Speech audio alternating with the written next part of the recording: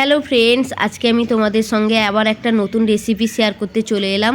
তো দেখতে পাচ্ছ এখানে আমি সবজিগুলো কেটে নিয়েছি আর এখানে পোনা মাছ এনেছি, রুই মাছ। তো রুই মাছ দিয়ে আজকে আমি একটা রেসিপি রান্না করব। তো কী রান্না করছি দেখতে থাকো।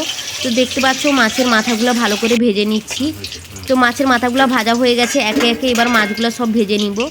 বেশি কড়া করে ভাজবো না, হালকা করেই ভাজবো।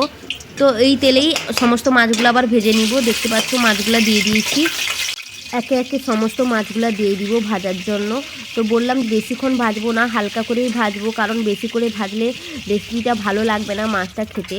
এই জন্য হালকা করেই ভেজে নিয়েছি। দেখতে পাচ্ছ এপিট ওপিট করে হালকা করে ভেজে নিয়েছি। তো মাছগুলো এবার সব তুলে নিব, একে একে বাকি মাছগুলো সব ভেজে নিব। তো দেখতে পাচ্ছ আমার সমস্ত মাছ ভাজা হয়ে গেছে। এবার আমি ওই তেলেই কুমড়োগুলো দিয়ে দিব, ছোট ছোট করে পিস পিস করে কেটে রেখেছি দেখতে পাচ্ছ। তো কুমড়োগুলো দিয়ে দিব, এতে হালকা করে লবণ আর হলুদ দিয়ে দিব, দিয়ে ভালো করে ভেজে নিব। লবণ হলুদ দেওয়া হয়ে গেছে, এবার আমি ঢাকিয়ে রেখে দেবো কিছুক্ষণের জন্য। দিলে নরম হয়ে যাবে কুমড়াগুলো, তাই দেখতে পাচ্ছ কুমড়াগুলো নরমও হয়ে গেছে আর হালকা ভাজাও হয়ে গেছে। আর বেশিক্ষণ ভাজবো না, কারণ ঘেটে যাবে। তো এবার আমি হালকা হালকা করে সমস্ত কুমড়াগুলো তুলে নিব। কুমড়াগুলো তোলা হয়ে গেলে আমি এবার ওই তেলেতে দিয়ে দিব ঢেঁড়স। তো ঢেঁড়স কেটে রেখেছিলাম আগে থেকে, তোমাদেরকে দেখিয়েছি। তো ওই গরম তেলে আমি দিয়ে দিব ঢেঁড়স।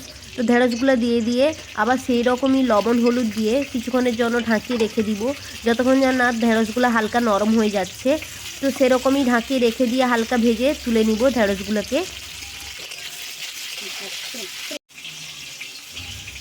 তো দেখতে পাচ্ছ আমার ঢেঁড়সগুলো ভাজা হয়ে গেছে। তো একে একে আমি ঢেঁড়সগুলো তুলে নিব। তো একই সঙ্গে সমস্ত সবজিগুলো রেখে দিচ্ছি।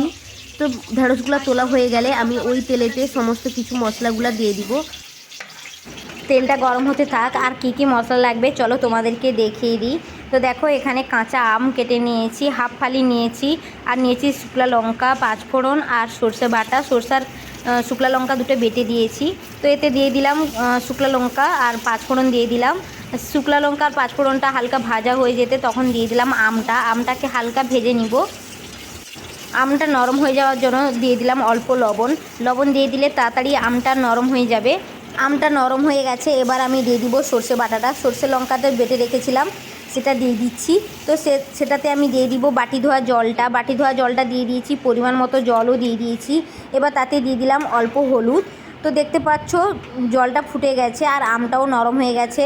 তো দেখে নিশ্চয়ই বুঝতে পারছো যে আমি কি রেসিপি রান্না করছি। তো আজকে আমি আম দিয়ে মাছের টক রেসিপি করছি।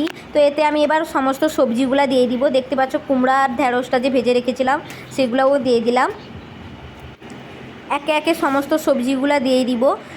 হাতে দিচ্ছিলাম, এতটাই গরম তাই হাতে আর দিতে পারলাম না, হাতাতে তুলে দিতে হচ্ছে। তো এবার এটা হালকা ফুট উঠে গেলে তারপরে দিয়ে দিব মাছটা। একে একে সমস্ত মাছগুলো দিয়ে দিব। তো দেখতে পাচ্ছ সমস্ত মাছগুলো দেওয়া হয়ে গেছে, এটা হালকা ফুট লাগতে দিব। তো হালকা ফুটে গেলে তারপরেই আমার প্রায় রেসিপি কমপ্লিট হয়ে যাবে। দেখো আমার রেসিপি প্রায় কমপ্লিট হয়ে গেছে, মাছটাও ফুটে গেছে আর কালারটাও কত সুন্দর এসছে দেখতে পাচ্ছ। তো এতে আমি একটা বাতাসা দিয়ে দিব, দারুণ লাগে, টকটক মিষ্টি মিষ্টি খেতে লাগে, হালকা মিষ্টি হবে। তাই এবার বাতাসাটা দিয়ে দিয়েছি। হালকা ফুট উঠে গেলে এবার নামিয়ে নিব। আজকে রেসিপিটা তোমাদের কেমন লাগলো প্লিজ কমেন্ট করে জানাবে। এরকম নতুন নতুন ভিডিও পেতে আমার চ্যানেলটি সাবস্ক্রাইব করে নিও। আজকের মতো ভিডিওটা এই পর্যন্তই, কালকে তোমাদের সঙ্গে আবার নতুন ভিডিও নিয়ে দেখা হবে। টাটা।